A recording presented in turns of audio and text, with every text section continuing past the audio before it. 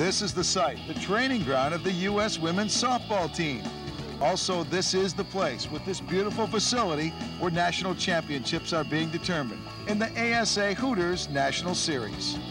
With partnering sponsors Miller Lite and Easton Sports, over 300 local qualifying tournaments played down to just 2 national finalists in 7 divisions. The best 3 out of 5 series would determine the national bragging rights in each division. Teams came from all over the country for a weekend celebration. There was a feast of food, and very well delivered, and many good times were had by all. This was one of, if not, the most organized and well-run events held anywhere in softball. It's been awesome. Everybody's been excited. Everybody loved the food last night. Everybody's been going to the restaurant, and all the girls are having fun, so it's been a lot of fun. It's been a great fit. While many were new to this championship series, some had been there before, like Bud Weathers, who was making his 3rd straight trip. This is what you play for every year, coming to here. So this is what I really love, and as long as I can keep doing it, I'm going to come on. Among the 14 teams in this field, TD Waterhouse of New York, a team sponsored by a financial organization that has rallied itself after avoiding nearly being shut out after that New York tragedy that was 9/11.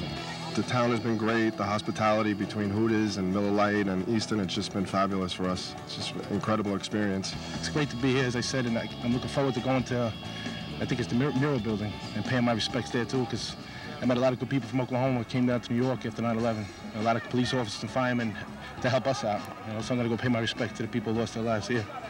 Before champions are crowned, a home run derby ensued, with the crowd and the Hooters girls rooting on the competition. And it was quite the show.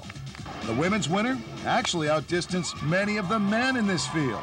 Karen Kogenauer from Des Moines, Iowa. She blasted home runs that were measured as far as 350 feet. And along with putting on a very memorable show, this star, who plays for Carpet Specialists, won the big prize from Easton Sports. The men's winner, Big Mike Butterfield. This slugger from Media Track in Northern California slammed more home runs than anyone in the competition. And for being the big man in the contest, Mike Butterfield captured bragging rights and, of course, the prize from Easton Sports. Now, let's take the field. We begin in Women's Class D. Carpet Specialists, hailing from Iowa City, Iowa, taking on Sarunas Bar and Grill. They're from Wilkes-Barre, Pennsylvania. And home run derby queen Karen Kogenauer, she continued her big weekend. Karen went 3 for 3 with 2 home runs in this 3rd and clinching game. She was named MVP for the performance. Carpet Specialists wins 3 straight and captures the ASA Hooters Class D women's title. On now to Class C women. It was the Traders of Memphis, Tennessee, against the Lugnuts, who hail from Columbia, Missouri. Gina Brown was among the Traders to find the fence in this series, one that went 4 games. MVP, Tina Yeager, who drove in a pair of runs and made great defensive plays like this one. In the clinching game, the Traders go on to take the title and the trophy back to Missouri. On now to the Women's Open Division. It was Shooters of Orlando, Florida, taking on Texas Sports from San Antonio, Texas. This series went the distance.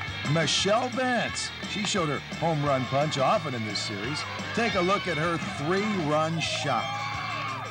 Series MVP Robin Berkovitz, though, didn't have a perfect weekend. But in the clinching Game 5, Robin connected going 3 for 3 with a 2-run home run. And the Shooters take the title.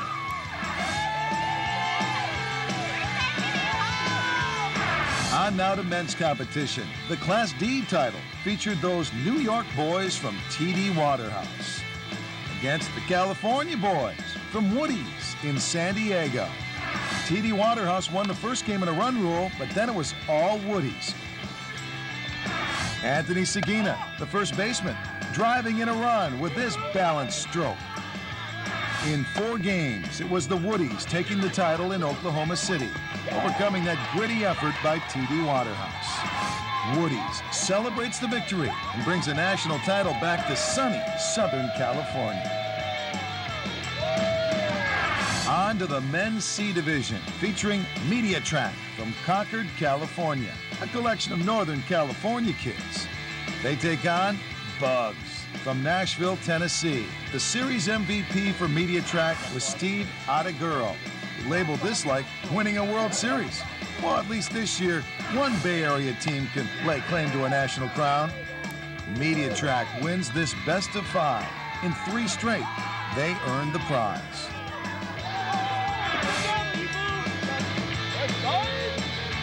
On to the men's Class B competition. Gene Shop of McKenzie, Tennessee, taking on Abbey Printing, the Spurs of San Antonio, Texas. This was the highest scoring series of the championship weekend. One of the miraculous comeback. The Spurs were trailing 26-0, but on this play, they rallied to win the game 36-35. This play gave Gene Shop the title in a memorable 4-game showdown for a national crown.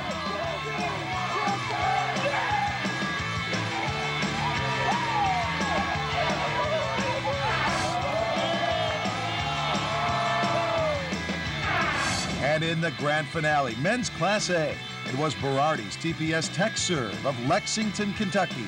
From Sadieville, Kentucky, he drove in 4 runs in the clinching 4th and final game. He was MVP.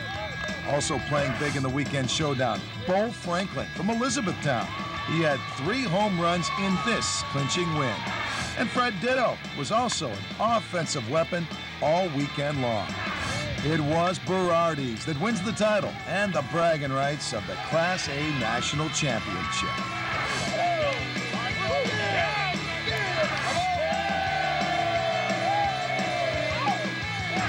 After the baseball has its Cooperstown, football has its Canton.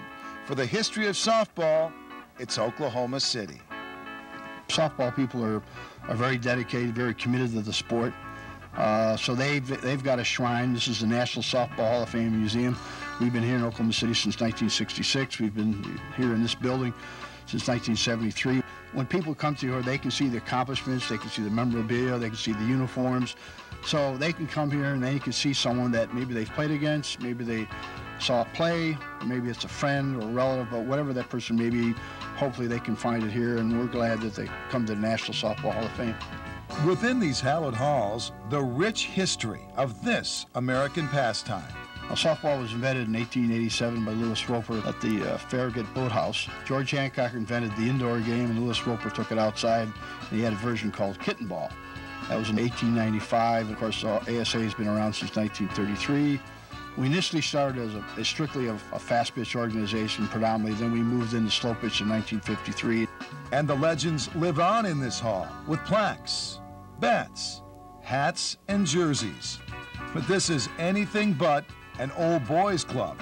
Women have been more involved than ever before, and then the ASA has been a primary organization for developing women's competition. When softball was accepted in the Olympics in June of 1996, we added the Olympic room because it's a dream of a lot of young girls out there, and that's why we've got this display here, and we're going to do even more for the sport in the future. In Oklahoma City, I'm Mike Woodley, World Softball League Today.